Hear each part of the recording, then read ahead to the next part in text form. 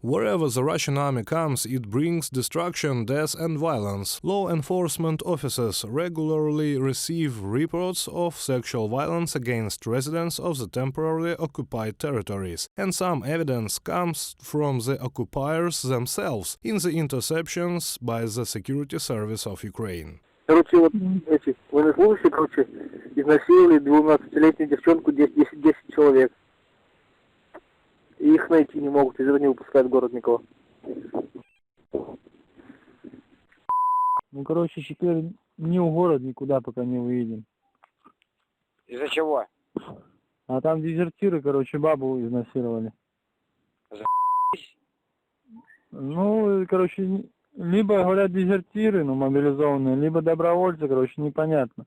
The age of the victims ranges from 4 to 80. The victims are mostly women, but sexual violence is also used against men. There is no universal portrait of the criminals either. According to testimonies of victims, Russian soldiers of different ages resort to violence. According to international investigators, this is one of the signs of the use of sexual violence as a method of terror.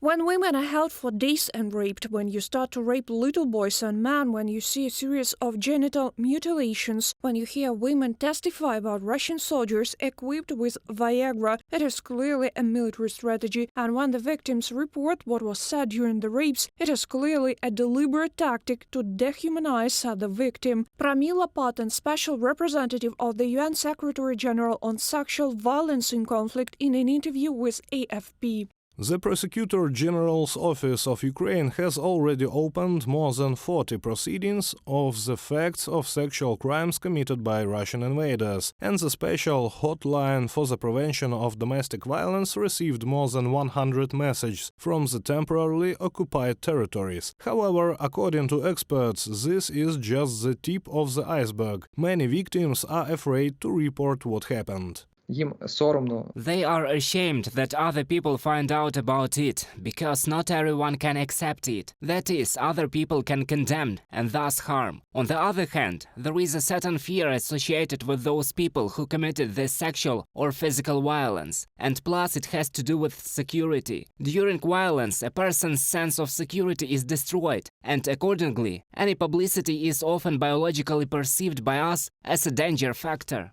Another big problem is domestic violence. According to the Verkhovna Rada Ombudsman for Human Rights, up to 2 million people suffer from domestic violence in Ukraine every year. In 4 out of 5 cases, the victim is a woman. To prevent domestic violence in 2020, the government launched a 24-hour hotline. Those who apply are guaranteed anonymity and are provided with all possible assistance. First of all, the applicant has to start trusting the consultant because, let's be objective, a frightened person calls and that person does not always want to open up. There are times when a woman calls, hears a consultant and is ready to stop and hang up. Then the psychologist establishes contact with the applicant. There is an identification of the appeal, that in the case of violence, the consultant defines the problem of the appeal and already directs the conversation in the right direction. If you need to make an emergency call, the police or a fire department are immediately recruited in parallel, depending on the threat to life and health. Mariana Vilczynska, director of the Government Contact Center. Since the beginning of Russia's full-scale invasion of Ukraine, more than 3,500 women and more than 1,000 children have contacted the hotline. The government urged not to hush up cases of domestic violence. Lawyers emphasize that violence is not only the infliction of direct physical harm. There are 3 types of violence, at least this is fixed at the legislative level: physical, psychological and economic. Physical is accordingly the infliction of bodily harm, psychological is generally an insult, words of humiliation and etc. Economic violence is the deprivation of housing, food, money and so on.